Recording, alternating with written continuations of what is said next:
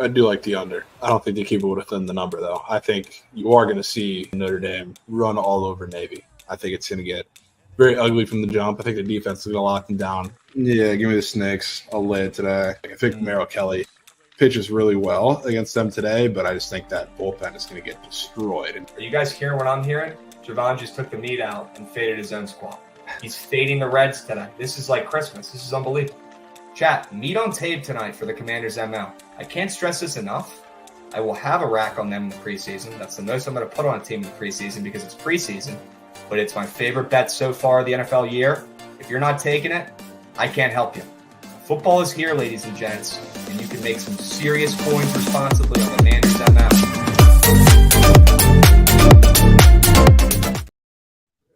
What's going on, chat? Happy BTL Monday, episode 305 piece. Hold the fry, as always, joined by your guys, Krabs and Javon, presented by Pickett Sports. If you guys aren't using Pickett yet, grow the heck up.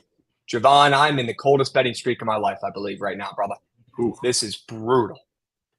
Brutal. We got to get out of piss today, man. I need your help.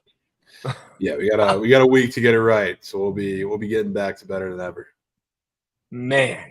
It's been a tough week for your boy up here, chat. Not going to sugarcoat it.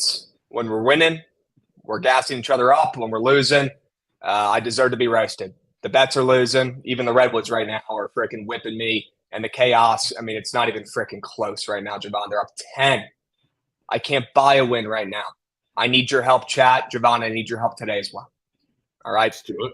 We're gonna dive into plenty of games today, chat. We've got the PLL playoffs going on right now. Don't sleep on it. All right, it's on ESPN Plus. Not too many games on today. Make sure you guys get your PLL action in as well. All right, we got the playoffs going on. We'll go over some of those games. We've got game one on right now, and that one is already kicked. So thank God you guys missed that one. The Chaos ML, my favorite play of the day today. They're down by 10. I'm not kidding when I say I'm in a cold streak right now, chat. We got to get out of it. We got to be better. Plain and simple. I do. All right, we're going to talk about this weekend.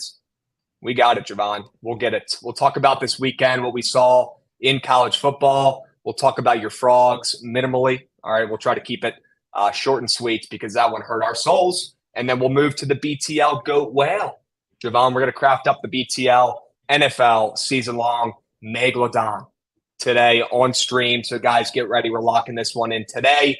We've already got some squares we love. Got to finalize that puppy, put a ribbon on it, wrap it up. It's ready to be gifted away. Okay, that one's going to fucking smack. Javon, got to lock that in. We've got MLB as well, cheat sheets we've got for today. Thank God. We've got a cheat sheet, so we'll have you go over that in the MLB plays. Don't forget about MLB chat. And then we've got the big game tonight, Clemson and Duke. Javon, we do have a Monday night special here on Labor Day. Hope you guys are enjoying your Labor Day holiday, your day off today. Let's hit some bets. We know you guys are posted up on the couch recovering from the beers last night. Let's have a day and find a winner in that game tonight. Clemson versus Duke should be a good one, Javon. And then the squad ride, we got to bounce back. We got to find a winner. Let's do it. All right. Let's go over this L recap. This might be the worst recap you ladies and gents see of all time. Of all time. So there was a piss recap. That is a absolute BTL piss recap. There is one green check mark on there. Thank God, Javon, you did your job. But man, shout out, Senga and Gilbert were the only bright spots of the Friday. It was never the chips. Never was. It was never the under in Miami in the Nats game that went to extra innings, tied 3-3, and it was never Hawaii. I'll tell you guys that much. It was never Hawaii, and it certainly was never the chips. I mean, my goodness, we got to be so much better, chat. That's enough of these read out recaps. Let's get these off of the freaking screen. We've got bets for today that we like that we're bouncing back with, chat. Okay. Yesterday was yesterday. This weekend was this weekend. Let's move on. All right. Let's move. Javon, let's talk about our best and worst that we saw this weekend for college football. Everybody played. Okay. Week 1 finishes tonight. Once Clemson and Duke finish up here. I want to know what the best thing and the worst thing you saw this weekend in college football was, Javon. I'll go ahead and get it kicked off with my best, the Pac-12. They're legit. We talked about this before the season started, Javon. One last hurrah for the Pac-12 and a loaded conference of quarterbacks, of veterans, of teams who are going to be moving out of there on to bigger and better things next season. But for now, this year, I mean, this conference is stacked. We're going to be blessed with great late-night football all season, Javon. These teams didn't lose in week 0 or 1. They went 13-0 because USC went 2-0 in week 0 and 1. Did not lose a game, Javon. How impressed were you with the Pac-12? Super impressed. I mean, up and down. Obviously, like with the Pac-12, I always am pretty optimistic, and then you always get let down by a certain team. But across the board, of course, including Cal, who's a massive win this week, and then they're going to play Auburn and beat Auburn this weekend. I was pretty impressed. Nobody really felt like a letdown. All the performances were great, so kind of excited. I'd love to see a dominant Pac-12. Okay. And hopefully my mic sounds a little bit better, chat. Let me know. I just switched it over. I was on the AirPods. Looks like my freaking computer is on Labor Day weekend as well. All right. We move. We got a freaking sub bang from our guy, James Leon. That's what I'm talking about. Let's go, James. Talk about an OG. James has been here since the beginning. 20-month bangers. Let's have a day, fellas. Yes, sir. We got Token Picks coming in with a sub bang as well. Segala coming in with a sub bang. Total Slayer coming in with a sub bang. Vibes are up. All right. And James Leon, 20 months, man. What a run. We got a hype train going right now, folks. Hype train is active. There we go. My goodness. How about your guy, Penix? Dude, he's such a Penix goat. for Heisman, Javon. He looked great. Such a goat. Yeah, I mean, he's going to be fantastic. Like that's the team I said at the beginning of the season. Like I will square up with their overs or backing them in pretty much any situation because they are just that good. They're not going to be a team that's getting a lot of hype for no reason. And early on they're starting to show it. 100%. He looks good. That offense looks good. I'm telling you guys, the Pac-12 is legit. Enjoy it while you can. We're not going to get late night bangers like this next season. All right. I mean, maybe they'll move the games to later. I don't know, but enjoy the Pac-12 while you have it, chat. And Ron Mux Clam coming in, giving out another sub bang. It's an everyday occurrence at this point, Javon. Every day. Yeah. We love to see it. That's what I'm talking about. Coastal KC also coming in with a sub bank, 17 months, W's, we move. Javon, let me go ahead and move to my worst of the weekend in college football. Probably this tweet. Maybe I could just say this tweet for the segment. I don't know, but this might be the worst tweet, chat, of the app's entire history. And I know it might not be called a tweet anymore. I don't give a hoot. I got bigger problems going on. I got Colorado futures locked in, chat. I don't give a hoot if it's called Twitter X, whatever it is. Don't forget to lock in the easiest future of your life before the noon kickoff. Well, you know what, chat? I hope you did forget to lock it in because you could have gotten it at 5.5. Brutal. That is a Trent tweet. My goodness. Don't forget to lock in your easiest future before they went outright and beat TCU, who's in the Natty last year. My goodness. My goodness. And I'll be honest, guys, I haven't gotten more hate, I think, for anything than I have for that goddamn graphic that I made. And you know what? I deserve it. Colorado looked good. Sanders' kid looked like a beast in the pocket. He won them that game over 500 yards. Wow. That's how you start out the college football season with a noon slate, Javon. You were there, boots on ground. You want to talk about it? Is it too soon? No, I don't really care. I knew TCU was going to be not good this season, kind of on the brink of bowl, I guess, eligibility. I didn't think they're going to lose to Colorado, obviously, but they're just bad. I think we're going to look at that loss or the win, I guess, in Colorado's sake in like 2 to 3 weeks and not going to be all that impressed by it. I mean, obviously, outside of like Travis Hunter and Dylan Edwards, I can't say I was all that impressed with Colorado either. I mean, the system is good. Shout out to the coaching staff. I give them credit for that. But I think the most overhyped slurping of it all is with Shedeur Sanders, to be honest with you. He threw, over 50% of his yards came from Yak. That was the most missed tackles a Big 12 team has had in a game in the last 5 years. And you think about that, some of the shootouts you've had, some of the horrendous defenses between Oklahoma, Kansas has been terrible. Like a lot of the defenses, like he played well in the system. He didn't do anything that kind of screamed off the chart, but Travis Hunter certainly did. Dylan Edwards was fantastic. So, I mean, shout out to the coaching staff for getting that together in 1 week. But the Shedeur Heisman hype is crazy because TCU's defense is absolutely terrible. I mean, I don't think I saw a single defensive player on both sides make a good tackle in that game. Not one. Not one. If you love offense, hope you guys tune into that one. Hope you tune into Florida State. My goodness. TCU, you guys were in the Natty last season, and you're losing to Colorado at home when you're 20-point favorites. Yeah. Week 1. I mean, the thing here, because, like, I'm speaking also from a fan perspective now. Like, everybody in the media and everybody in chat saying the same shit. You got to pick a side. Because last year it was they weren't supposed to be there. They're fraudulent. This was a fluke run. Now it's, okay, they were in the national championship. This is a great team that Colorado just dismantled. So give Colorado credit. So you got to pick a side. And also talking about, like, Colorado, they had plenty to work with. Talking about, like, all the transfers and stuff. That's why it impressed me more from the coaching perspective than just pure talent on the field. TCU had to do the same shit.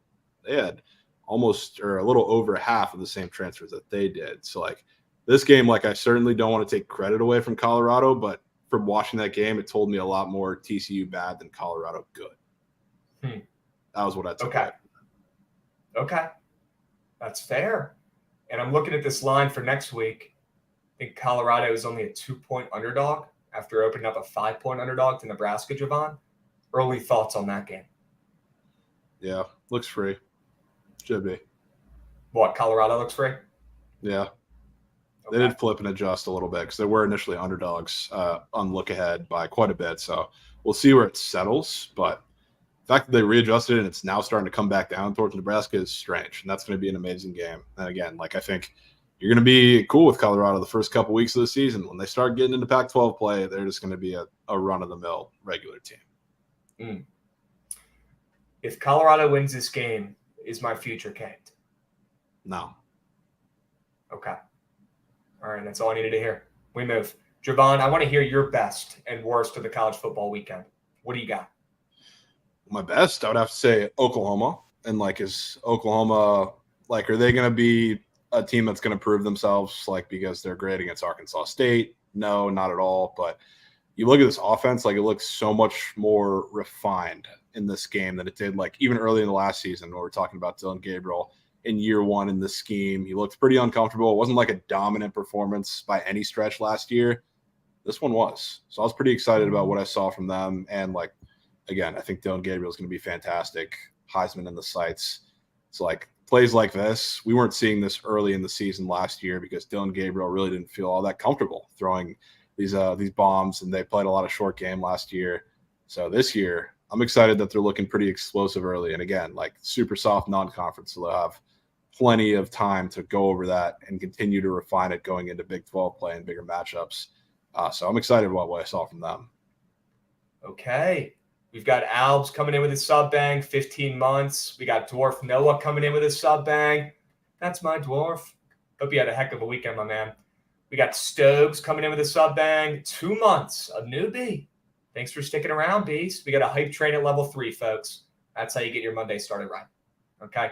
Javon, what was the worst you saw this weekend? And I'm with you on Oklahoma. They look great. Good call. Yeah. And I mean, I actually kind of undersold them because I said they were going to put up 65 and they put up 73. But they're one of the few teams in the Big 12 that look good. Everybody else, not named Oklahoma, for the most part, looked underwhelming or not impressive. So, like, obviously TCU's in there. That's probably one of the most embarrassing performances of the week. But then we had Texas Tech drinking we got a 5U sub whale. 5U bang from Alec. He's back. He's back. Let's fucking go, Alec. What do you say, kid? He is him. He is him. He's always coming in here giving out a 5-piece. Hold the fry. That's hard. What do you say, Alec? What a beast. Alec 0706. You're my guy. Always coming in here giving out sub bangs to the community. Can we get some W's going for my guy, Alec? Let's get some W's going in chat. We got Roadster coming in with a sub bang. Should be 17 months. My account got banned. That's good. Supreme Fatty coming in with a sub bang. Let's have a week, fellas. Cheers. That's the energy we need today. We don't need to be down in the dumps about Coach Prime piss. It's over. We move. On to the next one. All right, plain and simple. Yeah. But yeah, there's going to be plenty of piss in the Big 12 this season, which is why I was so high on Texas and Oklahoma. Like Oklahoma, I think is like legitimately going to be great. Texas, I think is just going to be better than the rest of the pack. So we had obviously TCU look horrendous. That was one of the worst games I've seen them play in the last couple of years. Oklahoma State really struggled to beat Central Arkansas, which was hilarious. They played 3 quarterbacks. Not one of them looked good. Texas Tech went on the road after all the offseason hype, drinking the Kool-Aid there. They lost to Wyoming in a pretty tricky spot. Now they have Oregon coming to Lubbock. So, I mean, West Virginia hung in the game for a little bit but fell apart. There's not much that excited me in the Big 12 outside of what's on the screen right now. So the Big 12 looked horrendous, and it's going to be like a really down year for them, and I'm going to fade them quite a bit. You guess you can throw BYU in the ring there too, who somehow only scored 14 points against Sam Houston State. And yeah, I forgot this one too. Texas State went on the road and beat Baylor, who was also atrocious. I mean, I've been the biggest Blake Shapen hater for as long as he's been named the quarterback, and he looked horrendous in this game. The defense was Swiss cheese against Texas State, who has a second-year head coach that just came in and he's still kind of implementing a new scheme. So, like, shout out to Big 12. Fade these teams. 100%. Fade the Big 12. Imagine Texas State coming into your home and beating you outright on the road in a bye game. Imagine that. Yeah. I mean, Baylor's been towing this line with a couple of these teams for a couple years now. It always seems like they're going to slip up because they've never really have had that explosive offense since like the 2016-17 days. So it always looks like they're going to lose, and they come back at the end. They couldn't do it this time.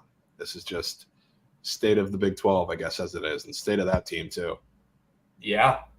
Baylor stock down, Big 12 stock down, Pac-12 stock up, at least for a year. Yeah. I'm with it. All right. I thought you were going to gas up Cal a little bit for your best of the weekend. Hey, I mean, we can talk about that too. But Cal, offense was everything I'd hoped in week 1. And that was Sam Jackson got hurt early in the game too. They had a backup come in, do the same job. So super excited about what I saw from them. Somebody was spamming that Auburn looked good in the chat this week. No, they didn't. They played UMass, and UMass ran the shit out of the ball all over them. So they can put up points against an FCS level defense. Sure. I wasn't that impressed by Auburn. So Cal, I feel pretty good about coming into this week. Definitely monitoring the quarterback situation, of course, but yeah, we'll see. I'm pretty excited. All right. Cal making a statement early, handing the mean green, fake sharp machine a loss in week 1. The Cal Golden Bears. Don't let them get hot, Javon. Might be too late. Yeah, don't let them. Might be too late.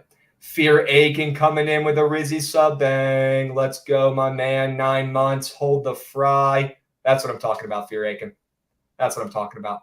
Yeah, the Pac-12 got no respect this weekend on the books. Yeah, the odds makers must have been looking to next season already. Sure. 13-0 outright. I'm sure a lot of those games they covered as well. They're looking good.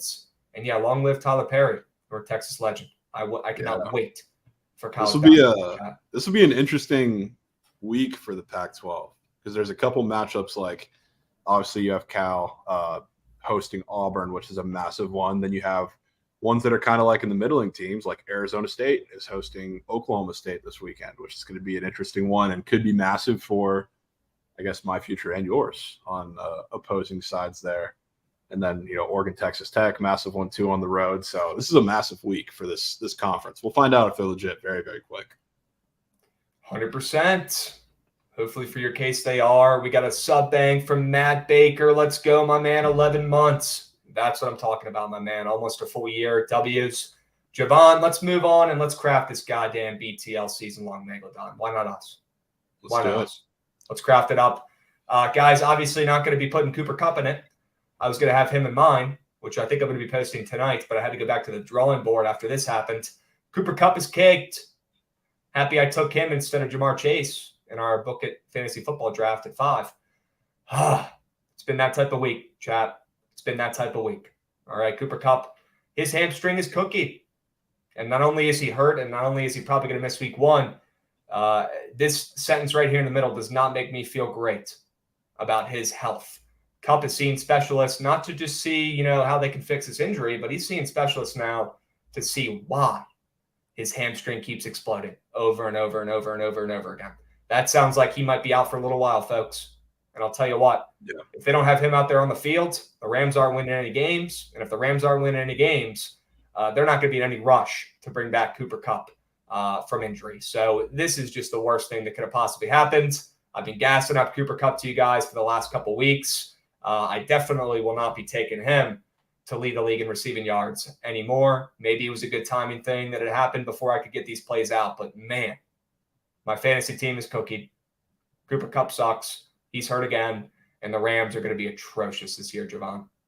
They're going to suck. They're going to be terrible. I mean, it's like I don't know. This feels like the Matthew Stafford injury last year. Just this demoralizing kind of degenerative injury they're just never going to come back from. The defense already sucks as is. So, like, kind of the Stafford Kupp connection kind of carrying them was their only hope. They might be right there with the Cardinals at this point. And at this point, they might be trying to tank for Caleb Williams because there's really only 2 rosters that fully can.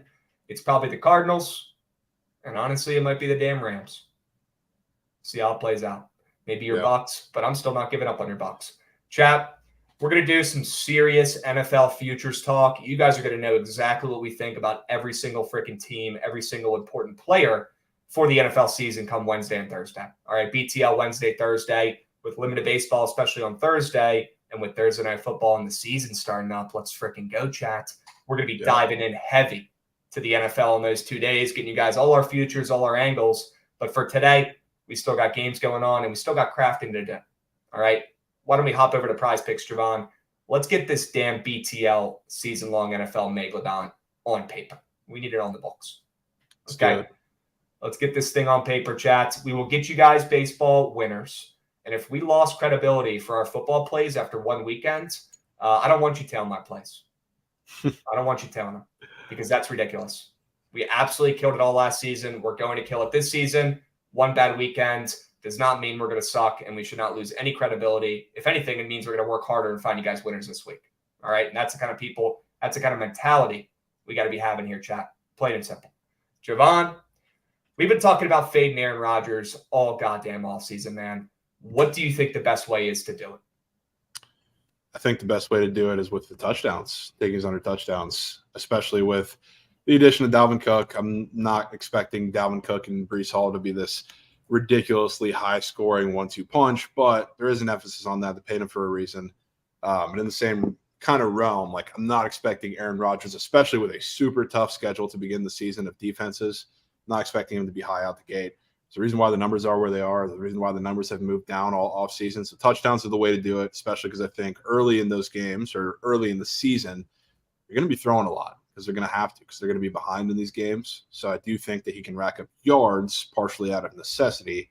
But the passing touchdowns, I don't think are going to be there all season. Again, a reason why this has been bumped down a couple times. And we still see the juice kind of moving if you look on the books. So passing touchdowns, that's the under for me. Okay. W's. I'm down to lock that in. Okay. I'm with you. Maybe it's a better play to take his touchdowns instead of his yards if we think the Jets will be struggling a little bit. And maybe he'll have to pull off some legacies and get those yardage up for them to just be in games, right? If we think the Jets aren't going to be as good as people think, which I'm more than down with backing that narrative as one of our favorite of the season, I think we stay away from the pass yards. We go with his touchdowns to fade. I'm right there with you. Yeah. Like I said, this is important too. Toughest schedule of pass rushes the first 6 weeks. With a bad offensive line, you have a couple project guys on each side of the line. It's going to be tough for Aaron early in the season. So even if they start to pick it up second half of the season, which I do think they can do, I think they'll start to kind of get better as the season progresses. It's going to be tough for them to come back. So yeah, I'm on it. Chat, we're fading Aaron Rodgers. Always a tough pill to swallow, but in a new system at the end of his career with no offensive line, with the public hyping him up, with the Hard Knocks narrative, I don't see a world where we don't fade him. Let's go ahead and put him in. Let's lock him in for the first square of the BTL season-long mag. All right? Less than 28.5 touchdowns, kids. Bang. There we go. Bang. 2 words, bang. And we got some sub-bangs as well. Red Fox coming in with a sub-bang. 5 months. We got JC Wavy coming in with a sub-bang. Cubs by 100. I know Javon likes them. We'll get to that game soon. We've got Matt Baker coming in with a sub-bang as well. W's. That's what I'm freaking talking about. Aaron Rodgers. Less than 28.5 passing touchdowns. Javon? We move. Yeah.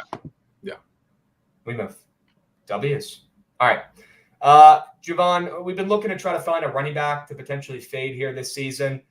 Maybe we just square up. Not even square up, but maybe we just trust our gut here and go with the guy who's been bumped down a ton of yards, a Jacksonville Jaguars RB on a team we don't think is going to be as good as everyone's expecting this season. Kind of the same wavelength as fading the Jets here. Why not fade a team who we don't think is going to be as good this season and fade his RB, who's had his freaking rush yards bumped down almost 100 yards, maybe even more. Oh, way more than that. Way more. Way more than that. Yeah, we're touching a couple hundred at this point. Sheesh. But yeah, ETN. I mean, I guess some of that could have to do with, I don't know, maybe they have some inside info on how Tank Bigsby is going to be using that offense. But overall, it's an interesting bump. You're starting fantasy RB. Yeah, I mean, I don't love him this season. I think in the receiving game, I think you're going to see a little renaissance from him. Not that he didn't have that last year, but in the ground game, I'm not expecting all that much. This is still like an overall front seven or a matchup nightmare for, again, a lot of front sevens. This Jags offensive line is simply not that good. ETN is also going to get a share cut into. I think on the ground, especially with another team that has a really tough slate of defenses they're facing to start the season and outside of their division. I know somebody came in up on our spaces. We looked at the 3 teams that, every team plays a certain set of division, obviously in division games, and they play teams in a specific other division, 2 of them. There's 3 games that they play that are kind of their own unique schedule. It's the Chiefs, it's the Niners, it's the Bills. A really tough slate of teams there that I don't think you're going to get much rushing prowess from. That's kind of a reason why we don't like the Jags in general. But again, I think if you're going to see a really good season from the Jags, it's going to be on the back of Trevor Lawrence. And again, a team that I think is going to get stronger second half of the season, if anything. And it's going to be on the back of Lawrence, not ETN. Definitely not taking the Jags to win the division this season. No. Love the Titans. Stay away. We'll talk about that more this week. Yeah, we'll talk about that probably Thursday. Yeah, 100%. Okay.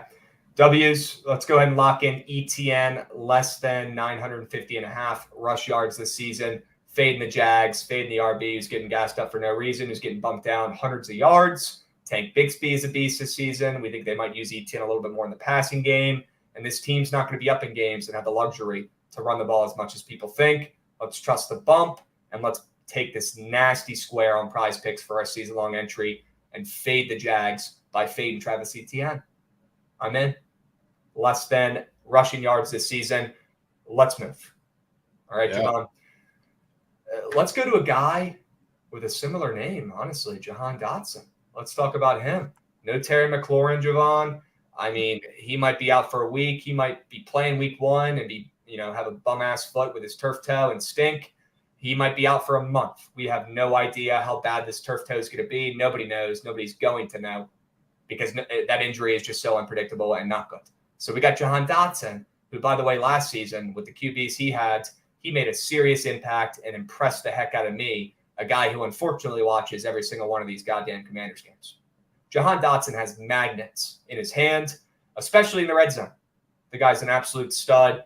And Javon, I mean, I don't know what the best way is. You want to back him, but wouldn't mind his touchdowns, wouldn't mind his yards, wouldn't mind his catches one bit. Either way, this guy's going to be a workhorse for the first month of the season.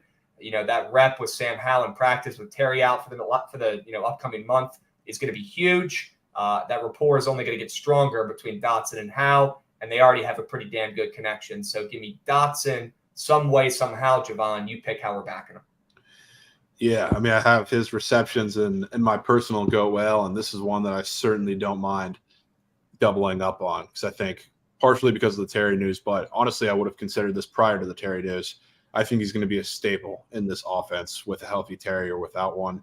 This Eric Bieniemy offense, they're going to put a lot of emphasis, as I'm sure you know, on getting the ball in playmakers' hands, especially with a rookie quarterback behind a mediocre at best offensive line, and I'm probably being very generous when I say that. So it's going to be a lot of getting the ball in his hands and let him go to work, which they started to do that a little bit in the preseason. They did that a little bit last year, kind of on the tail end of the season where he actually out-targeted Terry for a lot of those games. Yes, it's a different offense this year, but I'm expecting more of the same. So I'm down to ride with your guy here. Yeah. Who's all in that wide receiver room? Terry McLaurin, Jahan Dotson, Curtis Samuel, who has glass bones.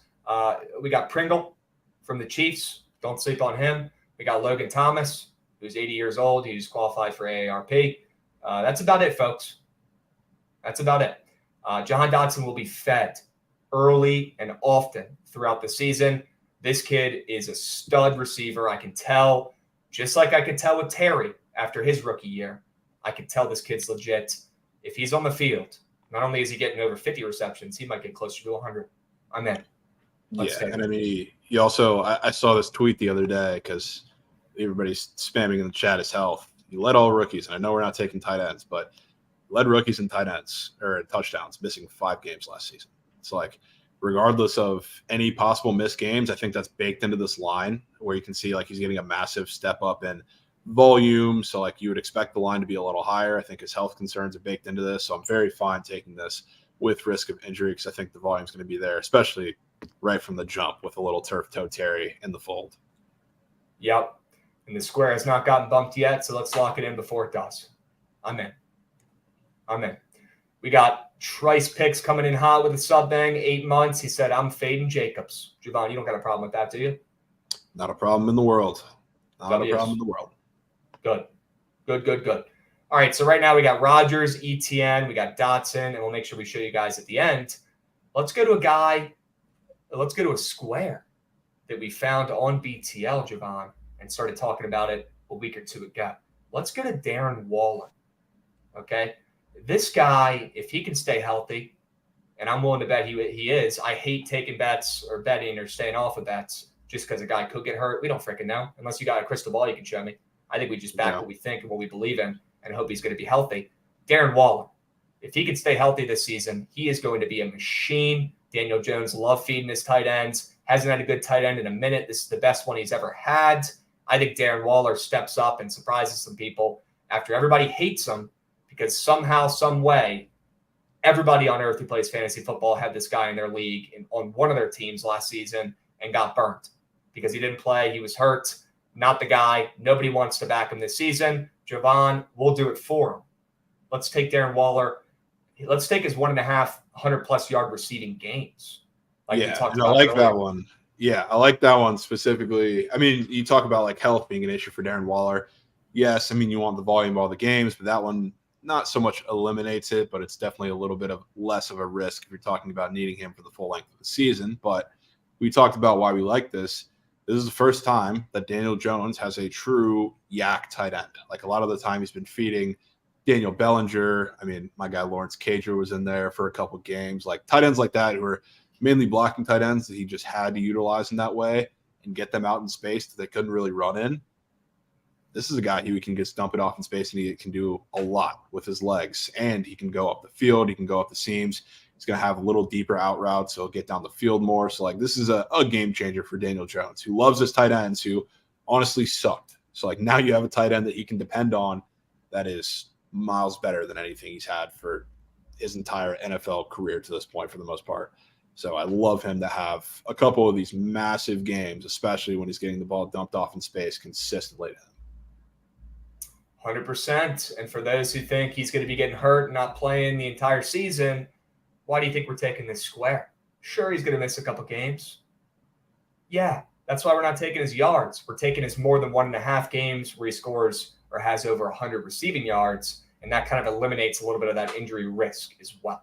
So Darren Waller, if he plays, which he's going to have a couple games where he just absolutely tweaks, okay? We're backing him to have more than 1.5 100-plus yard receiving games in an offense we believe in, Javon. I still think the Giants are slept on a little bit. I know those defenses are legit in that division, but give me 2 great Darren Waller games this season. I don't think we're going to have a problem hitting this one. All right? Yeah, like that one. W's. So right now we've got Rodgers, Etienne, Dotson, and Waller, and we'll give you guys a little bit of a recap, okay? And do not tell me this, Kyle. I haven't checked the score since I turned it off about 35 minutes ago. Can I get a score update in chat? Let me get a score update in chat for the Chaos and Redwoods. Need it like air. Need it like air. All right?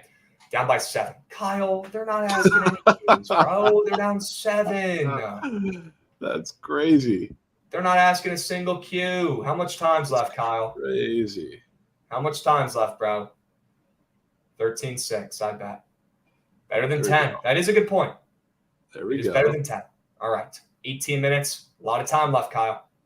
A lot of time left. All right. Javon, we got to figure out a way to round up this BTL season-long mag.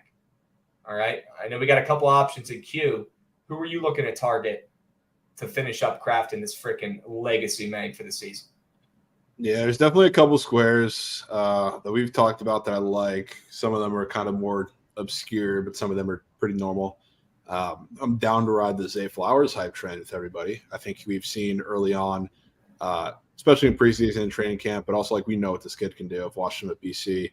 He's going to be utilized heavy in this offense, I think, regardless of the fact that this is the deepest wide receiver room they've ever had. Obviously, you have Mark Andrews to the fold as that as well, tight end, but he is another guy kind of like John Dotson, where I think they're just going to give him the ball in space a lot, which is what we've seen kind of early in the preseason as well. So, I mean, that's more of a popular one that I'd be willing to die on the hill. So, I don't know how you feel about your boy Zay.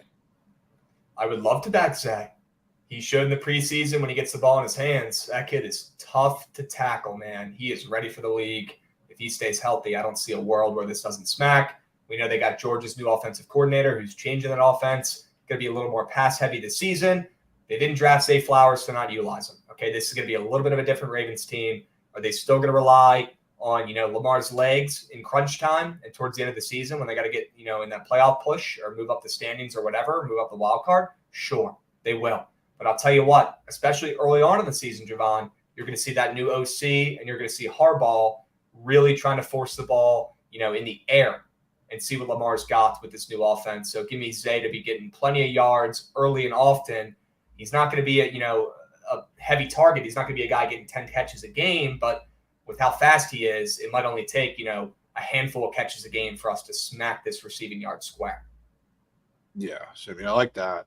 One of the weirder, I guess not weirder ones, but just the pure this is up square that we were talking about really since the start of when they dropped the board too. That Mac Jones rushing touchdown is still so weird to me, especially because we talked about it.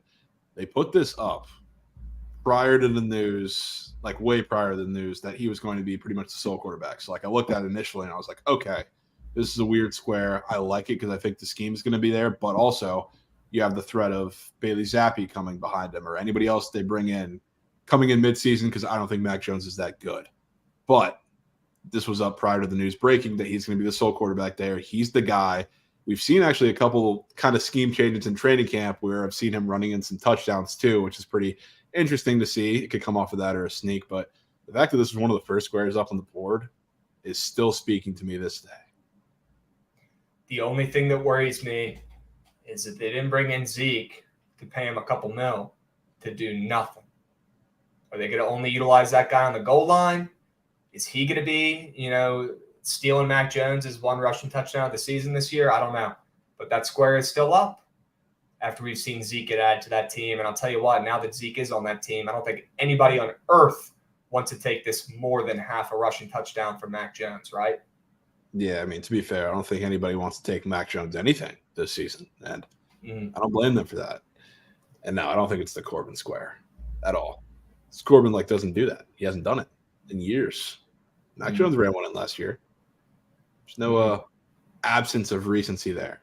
And that was with probably a scheme that was less conducive for him running the ball in. And at that time, you had the threat of Bailey Zappi coming in because that happened last season multiple times. So this is a situation that I think now, knowing everything that we know, it makes a lot more sense. And it's a little less of, hey, this is just weird, so I'm going to take it. It's on the board, which it initially was.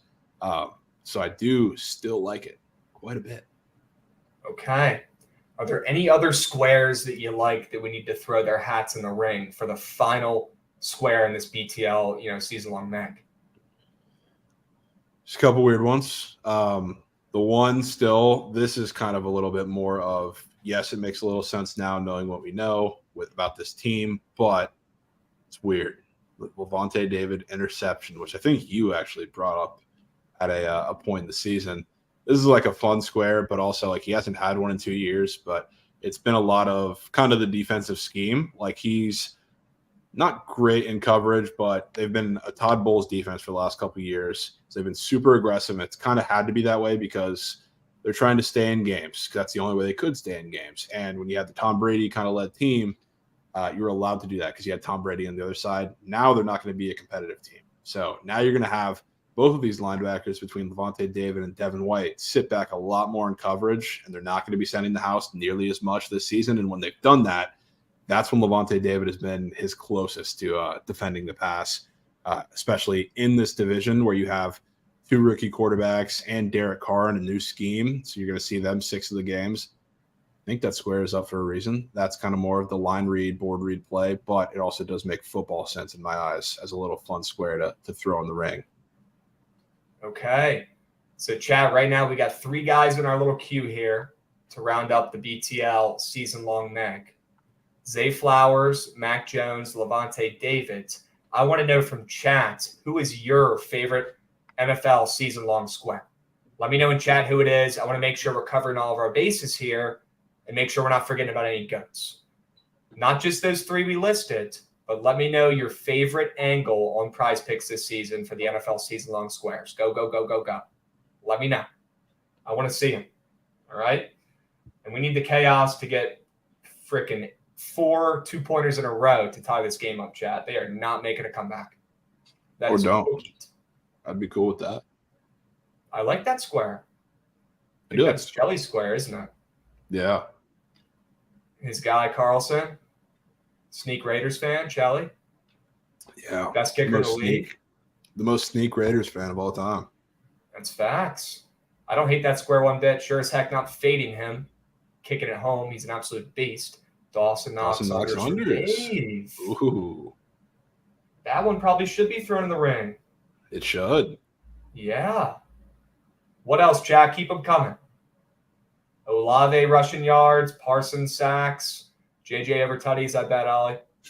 I bet. Did Krabs tip his cap to Colorado, BC? And your outlook on them winning more than 3 games this year, yes or no? I did tip my cap to him. Javon didn't, but I'll tip my cap to Coach Prime for getting an insanely unbelievable win on the road. I tip my cap. I tip my cap to Coach Prime for sure. 100%. Okay. I tip my cap to Coach Prime. I give him great reviews on that game. That's son of a gun. Unbelievable. This is what we got so far, chat. Rodgers, ETN, Dotson. We got Waller up there as well. All right. Keep the plays coming in chat. Wouldn't mind backing Addison this season. Devonta Smith, more than yards. Anthony Richardson, less than yards. Jerome Baker, interception. Okay. Nico Collins, Mike Evans. All right, chat. Jordan Love, maybe. Najee less than's. Derek Carr less than a touchdown. Sure. Mike Evans getting dealt to cake is under. Phils, that might end up helping. We just don't know. Javon, what are your thoughts on that? Yeah, so I mean, early in the season, I think it's going to be, if he's in a situation where he's going to get dealt, which I still will believe it when I see it. That's not me talking as a fan. It's just me talking as someone who just genuinely doesn't think the Bucs are going to let that happen. I think they're going to sign into an extension. The thing that keeps me around it, regardless of a trade, you talked about it. If he does get traded, he's probably going into a situation that has a little more of a loaded wide receiver room, so he's not going to be the go-to guy necessarily there. But also, early in the season, he's coming into the season with a groin injury that he's working through. So if he doesn't get an extension worked out before the season starts, I have a real hard time believing he's going to push himself through that injury to play, which he does every single game because he's always hurt and he's made of glass. And now he's coming into the season with an injury and he's a little nicked up, expected to play week 1, but contract situations fall through. I don't see him stepping on the field much at all. All right. Chad, it could end up helping. That's what we're saying. Patrick Corbin over yards, length of home runs. Dude, that's not even a real square. Grow up. Grow up. All right. I mean, Javon, we've got 4 squares we absolutely love. Okay. I think we go with that Zay Flowers square to round this up and back their new look Ravens offense and back their new stud and buy low on them before the world, sees the next Deshaun Jackson right in front of their eyes before he gets a season under his belt. I think that's the square we go with. What do you think your favorite one is to put in here, though? I would say it's definitely Zay, but those other two are so nasty, but also I love them enough that I'm going to play them 100%. They might just go by themselves in their own little 2-piece there. Yeah, they should be played. They should be. But chat, I think we're ready to lock this one in. All right, let's go to the top. We'll go over this BTL NFL season-long mag from the boys. All right. We'll start with Aaron Rodgers, less than 28.5 season-long passing touchdowns. We're fading one of the GOATs. The Jets are going to stink. Let's go to Travis Etienne, less than 950.5 season rush yards. Fading the Jags. Personally, I think this is the best way to do it, and that's seen one of the most significant bumps on the entire Prize Picks board. We've got Jahan Dotson, who's an absolute stud and has an opportunity to shine, especially early on in the season, with a banged-up Terry McLaurin, and that has not gotten bumped yet. Love Dotson to dominate. The guy is a pro, and he's going to impress some people once again this season after a great rookie year. More than 50.5 receptions. All right. We got Darren Waller, who, he might miss a game or two for being hurt. That's why we're taking this square, folks. More than 1.5 100-plus receiving yard games. We know DJ loves his tight ends. He's got his best one he's ever had this year. I like the Giants' offense. They're going to have to be passing a lot, especially in divisional games, to stay in the game. Plain and simple. Feed Waller. He's one of your best targets on that team. He's going to have at least 2 great games this season with more than 100-plus receiving yards. We move. All right. What else we got? Looks like we got our guy Zay. To round it up, Javon, more than 599.5 receiving yards. New offense in Baltimore. Lean on your rookie. You didn't just draft him in the first round for nothing. This kid's a stud. He's balled out so far in the preseason. Get him the ball, and he will make plays. Zay Flowers, more than 599.5 receiving yards. That Zay Flowers square is the Goots meat on table square of the year. Right there. Let's go, Goots. Yeah, Goots, we need to make sure this has your seal of approval. I'm assuming it does after that comment. Absolutely. We're good on Zay Flowers. I'm good on it. Let's freaking go. Our Ravens sharp. The only thing is the scary part, just like Darren Waller's injuries, because Ravens receivers get injured. But, I mean, I love it. I like it. 100%. Wow, Julio Urias arrested. That's interesting. Holy Might be good for the Dodgers. The way he's been pitching. Sucks. Yeah. All right, chat. Little 5-piece hold the fry for your BTL. NFL season-long Prize Picks entry. This one is smacking. Lock it in before the season starts on Thursday. We'll make sure to tweet this one out. All right? We move. Here we go. No 6-legger. No, not for the season-long one. No need. Little 5-piece, hold the fry. All right? We want this to be green. Yeah. All right? That's first priority. We're not forcing a 6-piece. Okay? Baseball is a little different than football. Can get 100%. you got a little more wiggle room there. Flowers is at $7.25 on Bet Online and $6.25 on FD. Sure. Okay. Javon, that's a great sign, isn't it? Yeah. Knew that coming in, but it's there's a reason. I think you're getting when you're talking about, say, Flowers, it's a discount because of injury possibility, but also because of that crowded wide receiver room that nobody really knows what's going to happen. So, like with Zay Flowers, he's either going to be a complete bust, which I don't think that's going to happen, or he's going to soar over this line, and he's going to be a primary focus of that offense, which that's the side that I think we're getting there. So I'm not surprised to hear that the lines are very varied on this. Okay, the lines are very varied. You heard it here first. Any future bets you like for NFL? My guy, we're going to do AFC on Wednesday and NFC on Thursday, going over all of our futures, all of our angles, all of our plays for the NFL season coming up. Zay Flowers, Offensive Rookie of the Year. Sprinkle, Javon. Yeah, and this guy, you know exactly who's receiving yards I'm taking week 1 from the tight end position on Thursday night. Just laying it out there. Sam Laporta. Yeah, don't even have to say it. Well, too late. I said it. Maybe a little anytime touchdown score or first touchdown score to get the juices flowing. I mean, if I don't lay a first touchdown score, I feel like I'm doing everybody a disservice. I feel like I just have to do that at this point, 100%. Chad knows. Laporta, sure. Yeah, I mean, like it's kind of just a mandatory play for me. I've had meat glued for a while now, and he's kicking off the season, so I have to do it. Got to put your money where your mouth is. Absolutely love it. Love it, love it, love it. All right, we move. Nobody but Kelsey is scoring first. Let's be real. Yep, probably not wrong. Yeah. Right. Probably not wrong. All right. Yeah. Let's move. Javon, rumor has it you might have a little cheat sheet action for today. You want to rip through it? I do, and I'm down to rip through it. Go ahead. Let the people know what's going on today for baseball. Yeah, I kind of got a little disappointed to see that Yandy Diaz wasn't in the lineup because I really liked his matchup against Bayo today. But the rest of the guys up there, I love Max Kepler today, who I don't know why he's as popular as he is, but he's got the history against Giolito. I love his matchup too. Same with Seth Brown. Same with Trey Turner. It's probably one of my more favorite BVP slates that I've had in a while. Jeff Passenbaum, huh?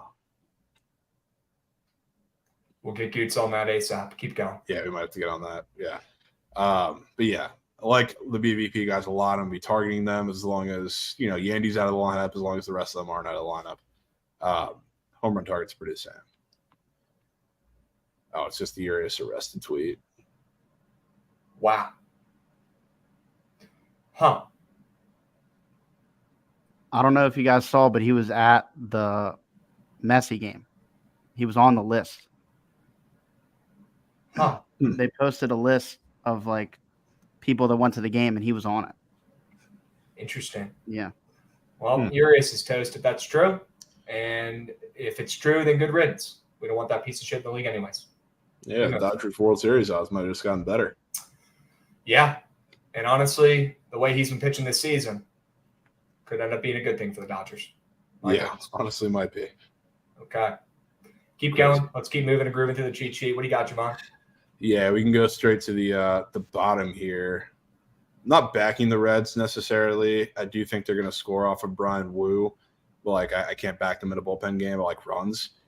But I do this every time I target Wu against left-handed hitters because he struggles against them, just like the entire Mariners rotation does for some reason. But he's the one who struggles against lefties, and he's going to see 5 of them today in the lineup. I love Nick Martini today, who's up on Prize Picks for the first time I've seen.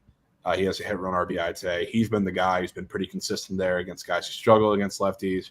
Will Benson's obviously up there as well. Jake Fraley's been on a tear since he's come back. So like I think the offense is going to be there against a Brian Wu and the Mariners today for the Reds. Am I back in their bullpen in a bullpen game? No, but I think we do get runs. So I'll be targeting some props there.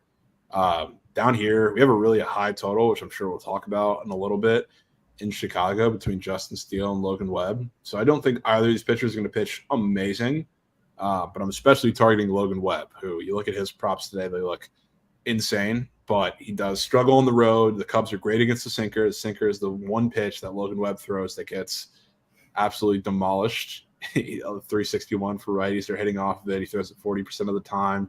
He throws a changeup a lot too, which the Cubs are super patient on, and they're going to wait and not chase, which is how Logan Webb is very successful. So I really like their matchup, as much as I hate to say it and don't want them to win for the Reds' sake, but I guess the Giants are kind of in between them, so it'd be a win-win anyway. But I do like their matchup against Logan Webb, so he's definitely a guy I'm targeting today. Nerfy is minus 110. You know that ain't hidden. Probably.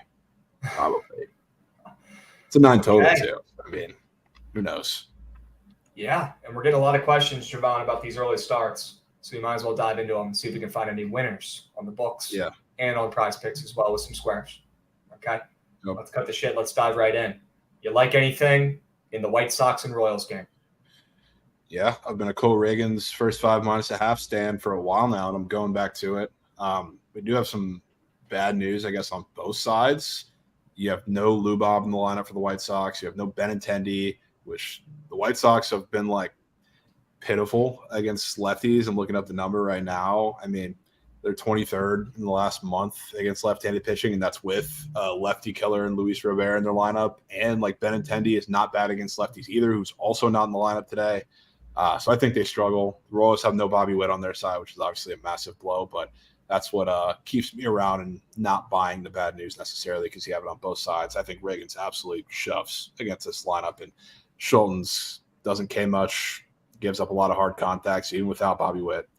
I'm perfectly fine. And yeah, the total moved down. So it's kind of good that I see a reactionary move there, down to 9.5. But I do think the Royals still score. Do you co-sign Drew Waters today? Of course I do. All right. Drew Waters. Bonds. Sure. All right, Javon. Speaking of him, I'm assuming our guy's talking about Prize Picks. Oh, he's not. He's up for nothing. Okay. Yeah. That's all right. Are there any squares in this game you want to take, Javon? I mean, I wouldn't be down to just blindly back Cole Reagan's. That's kind of what I'm basing this off of. This entire little handicap. I like that. I do like MJ Melendez's matchup too. She's up for 1.5 bases, which you don't see all that often. So that's definitely an interesting little square there. I love his matchup quite a bit, especially against a guy in Schultz who does not produce many whips. And that's a lot of MJ Melendez's struggle, especially on like breaking balls down in the zone. He's not going to be able to do that, I don't think. So that's an interesting one. Okay. I could definitely get behind taking that. What about our guy Corey Lee to get a TB? Never seen this guy up before. He's completely read it out. Yeah, I mean, I have no issues with that. That's just, I don't want to get involved with anything on the White Sox side of things. We've also got Jesse Schultz up for 1.5 walks, Javon, when he's got 0 walks in his last 2 games. I bet. I mean, those are the ones, I guess, that haven't been hitting. I like to take the unders more so. I haven't really dabbled with the overs for the last couple of weeks. But yeah, that's interesting. I think the Royals are going to be pretty aggressive today, which is kind of why I like their bats to jump on them pretty early. So I don't love that square, but it could be pretty telling that it's up. Okay. Noted. Thoughts on that Corey Lee square? I have no issues. It's definitely pretty weird, but he's due. I'm good off. Yep. I'm good off of that. All right. The best play in this game, best square in this game, probably Melendez. Yeah, Melendez, and then a sneak little Reagan's fantasy score over. Sure. W's. Let's move. San Francisco and Chicago, Javon. You talked about this game a little bit. You like runs. You like the Cubbies. Let me know why. Yeah, like I said, I think they match up really well against Logan Webb, who he struggles on the road too. These are 2 good pitchers, but Logan Webb, 4.63 on the road compared to like his 2.6 or 2.5 at home.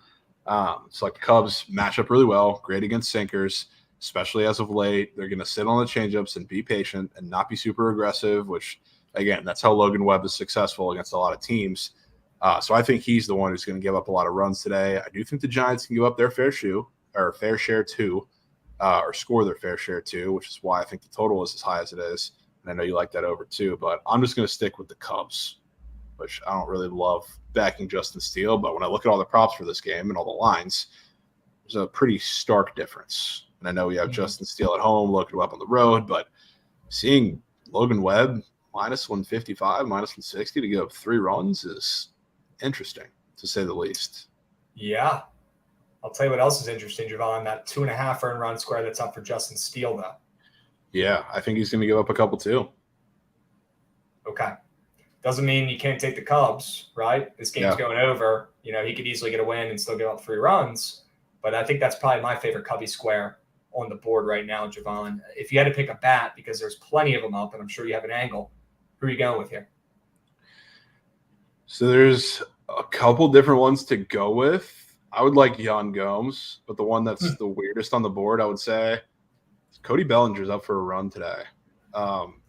He is, I think the number was 4 for 27 off of Logan Webb lifetime. So to see not only like a fantasy score up, which they're going to put up most of the time, but also a run square is super interesting. But the ones that like matchup wise I like the best, I like Yan Gomes, and I really like Nick Madrigal. If you're going to throw a lot of sinkers in the zone that I think they're going to make contact with, and they're going to be very patient and wait for these pitches in the zone, Nick Madrigal is kind of the exact guy that you want in that situation. So I really like him today. Okay. Would you rather go Madrigal over Gomes? I would, yeah. 100%. Okay. Sure. W's. Let's go ahead and take a sneak peek at the White Sox, make sure we got our bases covered. They really don't have anybody else up there. Or sorry, I meant the Giants. Yeah. Let's take a look at the Giants. Already looked at the White Sox. They got nothing. Mitch Haniger, hit run RBIs? Why is he the only hitter up, Javon? What the hell's going on? Yeah, I don't like taking guys into the only one up, but I don't know. He hasn't been back long enough, and I don't have a good enough grasp on him to take or fade him. So I'm good staying off of that. What's the Pickett referral codes? Use promo code Javon on Pickett. And if you guys aren't using Pickett to track your bets, grow up. NFL is here. Be better this season. It's the easiest freaking app to use. They have the best UI UX for any bet tracker out there. If you're using the legal books, you should be using Pickett to track your bets for you. It's so easy. It's so clean. Make sure you check it out. It's free to use. And if you guys are using it, you can refer your friends, and they Venmo you some coins when you get them on the app as well. So check out Pickett. Use promo code Javon. Use promo code Chelly. Use promo code whatever, and go about your day. I just want you guys using that app because it helps you be a better.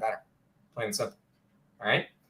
Are you fading Logan Webb at all today, Javon? Maybe his more than fantasy score or less than fantasy score? I like backing the Cubs bats individually a little more. But yeah, that fantasy score I think to me is pretty telling, where it's sitting along with the total in the game at 26.5. So I'm perfectly fine. I don't mind fading that, but okay. Cubs bats for me. All right. Cubs bats. And Javon, people keep talking, people keep asking. They want a 2-piece on Prize Picks for the early games. If you were to go with anything, I got 4 squares written down. I got Melendez, Steele, earned runs. I got Yan Gomes. I got Madrigal. I know there's a couple others you liked as well. That Bellinger run. Maybe, back in Reagan's or fading Logan Webb on the fantasy score. What's the 2-piece you'd craft up yourself that's going to be green in 3 hours? So I definitely do like Nick Madrigal. I want to put that in there. Okay. Royals game. I wouldn't mind tossing MJ Melendez in there. If that was the square for the early game, maybe we just keep it to the hitters. Do a little hitter 2-piece. Then if you want, take a pitcher 2-piece like Reagan's, and I want to fade Webb. So do what you want with that, but I like the hitters better. It's more of what I do. Okay. We got Melendez. We got Madrigal. If I wanted to make this a 3-piece flex, Javon, who else would you throw in here for the early games? What else do we have? Aren't those the only 2 games we talked about, right? Early games? Yep. Those are the 2 early games. I mean, you could stack and put Yan in there. You could fade Steele and go Steele more than 2.5 earned runs, which I don't hate one bit. I think that's weird. That's up. Yeah, I wouldn't mind taking that. Yeah, I wouldn't mind taking that. I wouldn't mind stacking the Royals too with Reagan's either. Okay. All right. Chad, I'm going to lock in a 2-piece with Nick Madrigal, more than 1.5 hits, runs, RBIs, and MJ Melendez, more than 1.5 TBs. Javon's favorite squares for the early games. I'm also going to sprinkle on a three-piece with Madrigal, Melendez, and Justin Steele. More than 2.5 earned runs allowed as well. All right, you got some action for the early games, Javon. W's, you're already dialed. Love it. They got that Nerfy up on the board, Javon, in this game. Logan Webb and Justin Steele. Any thoughts on that? I'm assuming you like the Nerfy. Yeah, I mean, I took a stroll towards a certain book named FanDuel, and I saw a little boost on the Nerfy too. So, yeah, Logan Webb, Justin Steele, Nerfy should be there. Would not mind throwing that square in something as well, chat. I would not mind that one bit. Plain and simple. Yeah. I might even throw that in here. In a little 4-piece. Oh, and the rest of the stuff is gone. Okay. Yeah, you can't back that with Steele anyways. Would you say your favorite hitter square of the early games, Javon, is probably that Nick Madrigal hit run RBIs? Yeah. Somebody said in the chat he's been sneaky good, and they're 100% right. Since he's come back, he's been an absolute, like, kind of what he is. He's a contact demon, and he's been a rock for a couple games now in that lineup. So, like, I don't think Logan Webb's going to get many strikeouts against this team, and this is the perfect guy to not strike out, put the ball in play, and kill it. Let's go. I'm in. I'm sending a little 2-piece, Logan Webb, Steele, more than half a first inning run allowed, and I'm pairing it with Nick Madrigal, more than 1.5 hits, runs, RBIs. If you guys need plays for the early games, we got you. We got you. Javon, we got a lot to go over here in the next 25. We definitely got to go over Clemson versus Duke. Got to touch on some PLL playoff plays for later today, chat. Do not forget about the PLL. Don't forget about it. We got 2 more playoff games on tonight. Not a lot of other games as well. We got that. We got baseball. And we got the night game for Clemson Duke. Javon, you want to run us through this MLB slate in 5 or 10 minutes? Maybe go over your favorite plays? The people want Javon's MLB milk. They don't want the Crabs MLB milk. I'll save my milk for the college football plays. All right? Fair enough. Yeah, I don't care much for these couple games here. This Astros game is really weird because JP France regression has seemed to be here. But I really do like a lot of the Astros bats against Heaney, who are now seeing him for the 3rd time, which a lot of them have really good matchups against him. So I do lean Stros, but I think that's a really tough one to go back to. I do like the fact they're coming off of a really bad series against the Yankees, and then the Rangers have been pretty piss poor for a couple weeks now, but big emotional moment yesterday with a walk-off, that Adolis pimp job. That was crazy. So I think this is a spot to go back to the Astros, but I don't like backing France right now, so probably take some props there, some squares there, and stay off the side in total. Blue Jays A's game, not going to take anything here outside of a couple A's bats. I do like Seth Brown today. He's on the cheat sheet. I like his matchup. He's got some history against him as well, but this is weird. I think Luis Medina is starting now, so it kind of blows the top off this game a little bit from a side perspective. So I don't love that. Rockies D-backs, that's a wash for me. I think Peter Lambert actually pitches kind of well, but I don't want to bet it. Red Sox game, I think honestly the Red Sox are a little live in this one, not one that I'm going to go to the grave with. But this Rays lineup that they just put out today, I really liked Yandy to be a spark for this lineup, and now they don't have that. Now they have a couple of guys at the top of the lineup who are lefties, which Brian Bayo struggles against, but I don't necessarily care for their matchup. So I do think this is probably going to be a low-scoring Rays baseball type game where Bayo actually pitches kind of well, and I wouldn't be shocked to see the Red Sox pull this one off. But not going to the grave with that one. Mariners, Reds, I think this one might be going down to 10, depending on where you're looking, and I still would be willing to go against it and take that over.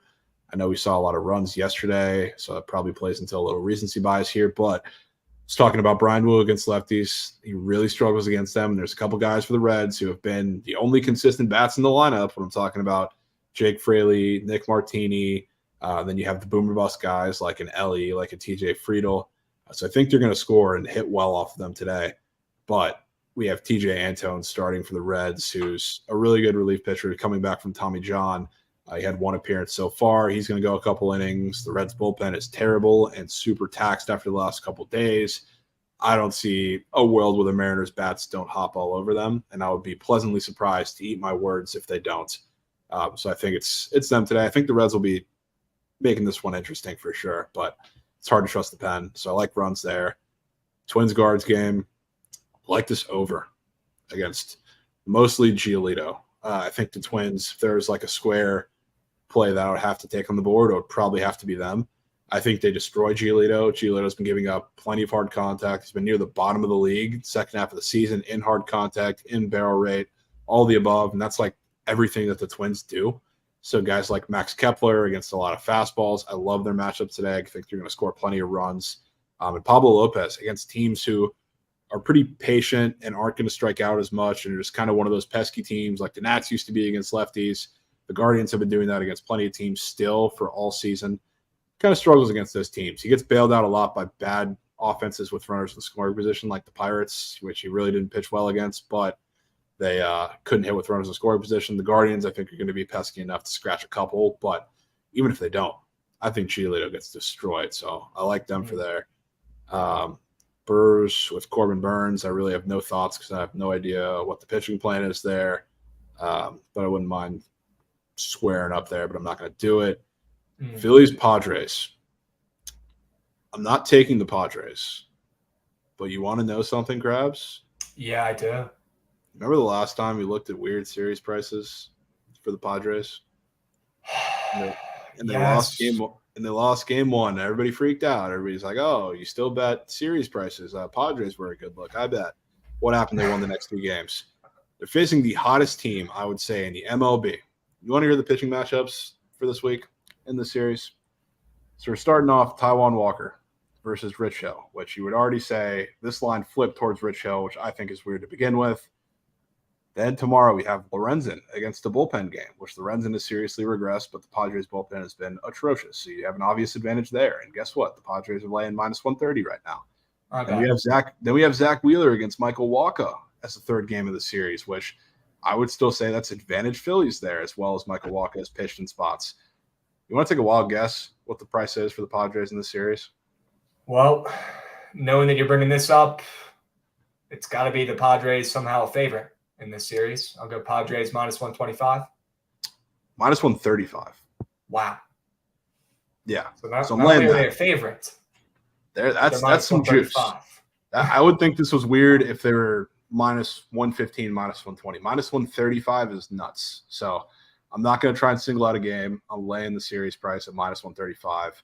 But I wouldn't be surprised with a line flip today if this ends up being the case, which the Phillies, I mean, you have Rich Hill on the bump on the other side, and the Phillies have been absolutely unreal, but they also destroy lefties lately.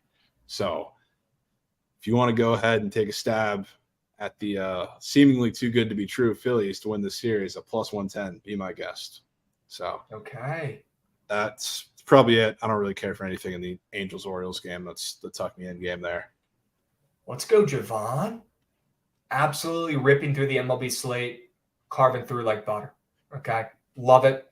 Look at that series price right there, chat. Yeah, people are scared. People are scared about the Padres. They've been sharp all year, and they've failed us. But the one time they never have failed me this season, despite how sharp they've been or not, series prices like this. It's happened a couple of times now. Last one I remember off the top of my head was against the Orioles. That was the one where everybody freaked out. So I'm going back to them in this series. Okay. You heard it here first, chat. Maybe the weirdest series price of the season. The Padres have not let us down with series prices yet. Don't be surprised if they find a way to win this one. All right, chat? Shocked. Only Javon would find something that nasty. Got to. It's so nasty, it just might work, Javon. It just might work. As we get a sub bang from our guy Jacob, let's freaking go, my dudes. 11 months. That's what I'm talking about, my dude. Yes. 2 words. Yes.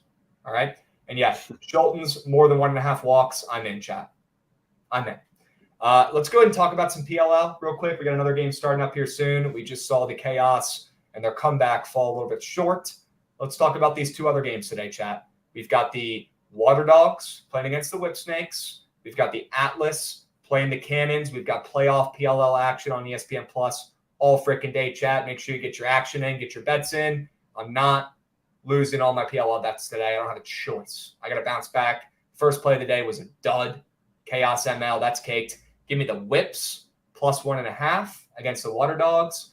A seasoned team who's in the playoffs a ton against, the reigning champ and the Water Dogs here who do have their goalie back. Not saying the Water Dogs don't win this game. I think they might, but I'm going to back the Whip Snakes who are healthy now heading into the playoffs with their elite goalie and Bernlor. I'm grabbing the points. Give me the +1.5 on the Whips at minus 130 or minus 135.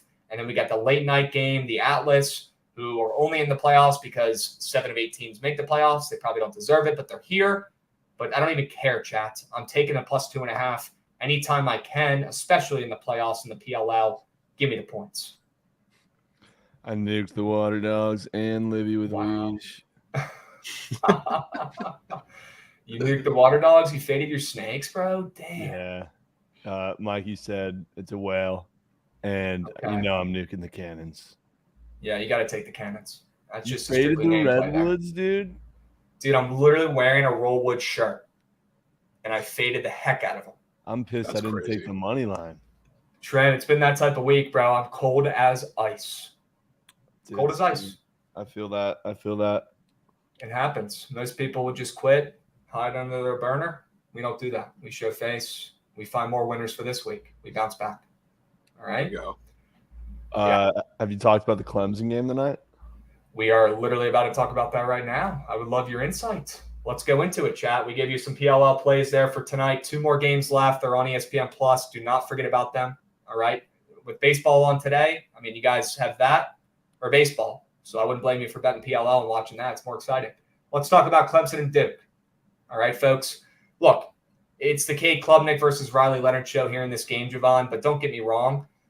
Let's not sleep on Duke's defense. And I'm not saying they're going to be a top 25 defense in college football. Not saying they're better than Clemson. Not saying they're elite, but they're good. And I'll tell you what, I was extremely impressed with Coach Elko taking over this Duke team last season. And they returned 17 of their 22 starters this year, Javon. Duke is ready to roll. They're ready to step up and level up in Coach Elko's second season with a pretty damn good college quarterback in Riley Leonard, who's a junior. He's got some games under his belt, legacy season last year. If I was a Duke football fan right now, I'd be hyped. I'd feel good about the spot of this team. Now they get Clemson to come into town for this standalone game tonight. And let me give you guys these 2 trends. Dabo has never lost an ACC opener. 12-0 Clemson is when he's the coach. Duke is 0-13 in season openers against ranked teams. I don't give a shit. Give me the points. Give me Duke on the spreads. I think there's some value here back in a Duke team in week 1 against Clemson with a new OC. They bring over your guy, Garrett Riley, who you guys know, the old OC at TCU. This guy's a stud. He turned your guys' offense around last season. I'm sure he'll do the same thing at Clemson this year because Dabo did something he never does, and that's go outside his program and get help. So if he's doing that, he needed to, and it's probably going to work because Clemson wins. And as corny as Dabo is, that program is a winning program and coming off a down year. I don't want to be fading Clemson all season. But week 1, as they implement a new air raid offense under their stud Cade Klubnik, I think there's some value with Duke while Clemson's still working out the kinks on offense. Duke brings back almost their entire team from last season. They're going to be ready to roll. They've had the entire offseason looking forward to this game, and they want to get some revenge against Clemson, who smacked them in the mouth the last time they played. Give me Duke on the points tonight. I'm grabbing them at home. Wow. Thoughts? Give me Clemson. Wow. Garrett Riley masterclass tonight. He drove the ship for that entire offense. There's a reason why Max Duggan turned into a quarterback that was sitting in New York after looking probably worse than Chandler Morris did this week for the last 3 years. I think he's going to be great. Duke's defense is good, but they played 1 or 2, I believe, top 100 offenses last year, and they gave up 30 points in both of those games, more than that actually. So I think that defense, along with this team being everybody's new flashy toy this year, which I think they're going to be good but not great, I don't think they're coming out and having any sort of pulse in this game. Maybe early they do, where they work out the kinks like you were saying with that air raid offense early in the game, but I think Clemson's just going to wear them down, especially on defense too. I think, if anything, this new Riley Leonard offense they're going to run that's revamped is going to have a little trouble scoring against this Clemson defense. So I think tonight, on both sides of the ball, Clemson is going to remind everybody just how damn good they are. And Garrett Riley is going to announce that he's here. And so is Cade Klubnik in that offense. Wowie, wowie, wowie. That changes everything. Well, shit. With how cold I've been, how do I even rebuttal? I can't. I just hate being on the other side of a Javon sell job. I hate it. It didn't work out for me this weekend. Well, I think my sell job was better, but I think Javon had some really good points, and he's the hot hand, and I can't buy at that right now, chat. So that tells you who you should probably roll with tonight. I forget what I faded from Javon? Cal. I mean, He's telling me all day. He said, bro, Cal ain't covering, man. Cal ain't covering. They're leaving, and he's like, dude, Cal ain't covering. They literally scored in 2 plays. Kelly in Vegas, dog of the weekend. Yeah, Kelly in Vegas, bet. dog of the weekend. That worked. That was close, though. They only lost by 37, so got a pulse. 37. Yeah.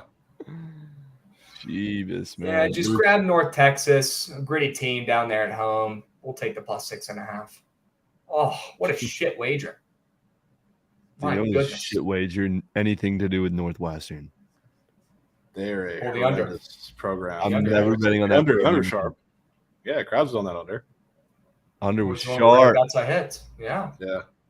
Chat, let me put something in perspective for you. Okay. Absolutely dominated football last season. If you think after one bad week that I'm going to suck at betting football, I don't want you backing me because you don't know. It's a roller coaster and life is full of ups and downs, especially in betting. And if you don't think I'm bouncing back with some winners in football this week, you don't know me and you don't know betting because it's already done. Plain and simple. All right. We're bouncing back after an atrocious Saturday where I went 1-7. No. 1-7.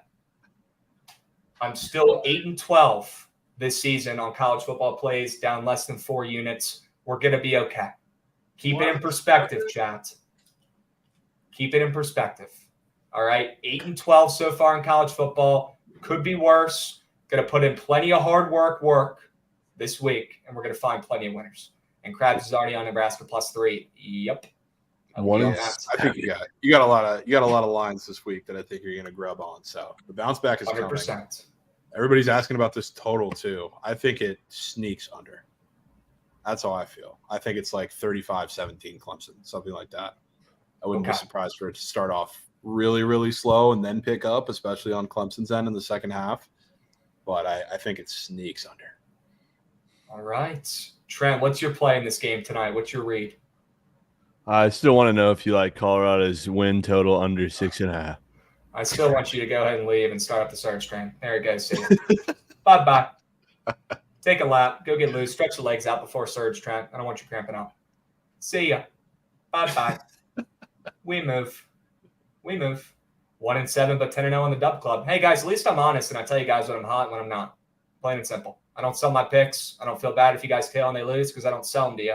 You could tail, you could fade, you could do whatever the heck you want as long as we're having a good time. Plain and simple. All right? Javon, let's get some squad ride plays out there. I guess that eliminates this freaking college football game since we're on different sides, although I am down to put the under in there if you want to roll with that. I don't mind the under. I wouldn't mind put that in. Might be a little slutty, but I'm down. I think it's heading. All right. Clemson Duke under 55.5. Is that what we're getting here? Yeah. Okay. Under 55.5. Sure. We move. MLB plays, Javon. Give me your donkeys. What do you like? Donkeys, the over 8 in the Guardians Twins game. It's up there. I'm looking to see what I had on the best bets because Royal starts early. Cubs also starts now. Yeah. What else do we like, Chad? We were talking about. So we had a lot of early games. Not that much opportunity down there. Well, I'll tell you what, we can put the Atlas +2.5 in there on a day we don't have that many plays. We might need it for the late night PLLs. Atlas +2.5. Let's do it. Okay. Padres. I literally can't even say that with a straight face. Padres? Yeah, I mean, it just might have to be done. I'm going to literally shove my head through my monitor. Bro, he's back. Awesome. If you put that shit in there, I'm done with the squad. What's going to happen, Trent? What's going to happen if you put that in there? You going to fade it? On a serious note, what happened to Julio Urias that everyone's chirping him? Domestic violence. He's a piece of shit. Oh, my God. Yep. Dude. And he's had stuff like this in the past, so I'm assuming that he just is actually a walking piece of shit. Yeah. Yeah. He'll be in pinstripe soon. Here's that list. I guess he was at the Messi game and had too much fun that night. What an idiot! That's a weird ass list too. That is a star-studded. They got Owen Wilson on there. Go. W. Mookie. Caleb Williams and Tyga. James Harden, Will King Ferrell, Batch still alive, still making vids. Sure. LeBron and Kershaw just had to be chopping it up. Will Ferrell. People forget Will Ferrell owns that team. Prince Harry. That's All right, crazy. back to biz. They got Meghan Markle. If anybody's been watching Suits recently, they know she's a baddie, and she's on that. She's in that show. So bad. W's. Tobey Maguire. We know that guy likes to gamble. He's got a serious poker gambling issue. W's. Unreal. All right, let's get this squad ride wrapped up. I mean, Javon, we might have to just send these 3 plays. Clemson under, Cleveland, Minnesota over 8, and the Atlas plus 2.5 late night PLL. Yeah, I'm down to send those. All right, it ain't much, but it's honest work, chat. 3 plays, 3 winners for the BTL squad ride today. The poll is up in the Twitch chat. Hurry up, go, go, go, go, go, go, go, go, go. Get your votes in. Get your votes in. Hurry up. Get them in. Check out the Twitch poll. All right, chat. We got a huge week of NFL football talk, chat. Plenty of time to talk some futures. Plenty of time to talk some games, some lines for Thursday. Javon, I am so freaking ready for NFL. It's unbelievable. I can't stop thinking about it. Wednesday night is going to be tough. It's like the night before Christmas. I Can't know. sleep. You're like a little kid. I can't So wait excited. until I see Sam Laporta on the field, man. I can't wait. Yeah, it's going to be a glorious moment for you. I'm excited. I might have to get a jersey now and get it here. Overnight it. You might need to overnight a jersey. Honestly, he might be paying for that himself if you take him first touchdown. I hope so. I hope so. W's Nikki, chat. Martini hit on RBI, Nikki. See Yep. spam in chat. That's what I'm taking. That is the meat on tape square today, huh? Yeah, I love that square. Absolutely love it. Some people can't even bet on PLL. Well, then bet for the other 2 plays. Yeah, it's not like it's pretty close in the poll here anyway. So Yeah. take Doesn't it seem if you like can. anybody's voting for him. Yeah. All right. I'll be in Vegas Thursday, kids. W. Curdy Flirty. Have a great time. Okay. There you Jack, go. get those votes in. Hurry up. Go, go, go. We got about 2 minutes. All right. Hope you guys enjoy this Labor Day weekend. Hope you guys are off work today. Hope you're chilling. Hope you get some drinks in today and relax, rejuvenate, recoup for the work week coming up Tuesday through Thursday, Tuesday through Friday, I guess. My goodness, a little short week, Javon, for the people. A little short week. 100%. And we got football on Thursday. We've got college football this weekend. Chat, if you think I'm going 1-7 this coming Saturday, you don't know me. You don't. All right. We'll get you guys some props for college football tonight. All right. You know, we're going to do an A team and B team. You know, we're going to have to put in some squares from that. We'll put in some PLL squares and some baseball squares, diversify the portfolio, which honestly works out best for us, Javon. Works out best. Let's go, Chelly. Shelly. I like that play. A little first half under, getting it out while Clemson's offense still figures it out. Okay. Yeah, this is going to be a battle between 2 stud QBs. I'm in to take the under. Everyone's betting the over. Total's moving down. Is it Atlas or Whip Snakes? It's Atlas plus 2.5. I like that play better than the Whip Snakes plus 1.5, but I'm on both. If you need plays, The way we're tied here, man. There's no shot. We're not doing a parlay. We are not doing a parlay. Don't think you're getting by with some sneaky shit. We learned our lesson from that last time. There are no loopholes with the BTL squad ride, chat. There are none. None. Let's go, Chow. Get those votes in chat. There we go. It's the Guardians and Twins over 8. At the All buzzer. right. Javon, you like that play, huh? Oh, yeah. I was hoping that would win. Good. All right. I'm in too because I don't love the slate today. And I've been cold as ice. All right, chat. If you think I'm staying cold this week, you don't know ball, you don't know me. We're coming back with some winners. We got plenty of NFL talk this week. Make sure you guys stick around for the Surge stream, starting up here in about a minute. All right, Trent's going to take you through the slate today. If you want to come up, give him a winner, feel free, please do. He'll put the link in chat. We've got the Clemson-Duke game tonight. I hope you guys all enjoyed that. Make sure you guys are using Pickett. Okay, if you haven't downloaded Pickett yet, use promo code Javon, use promo code Chelly. Get your freaking Pickett downloads in before the NFL season. Hold yourselves accountable before the season starts and track those NFL bets. It's so easy to use. It takes 3 seconds. Download it. Don't be a bum. Don't track your bets. Don't not track your bets. All right, chat. Guardians Twins over tonight. Little squad ride bounce back after Friday's cake, chat. I like our chances today. I love it. All right, Javon. Chat, we'll catch you guys tomorrow. Same time, same place. Make sure you join the Survivor poll. We'll put the link in chat, and we'll see you guys tomorrow. Peace.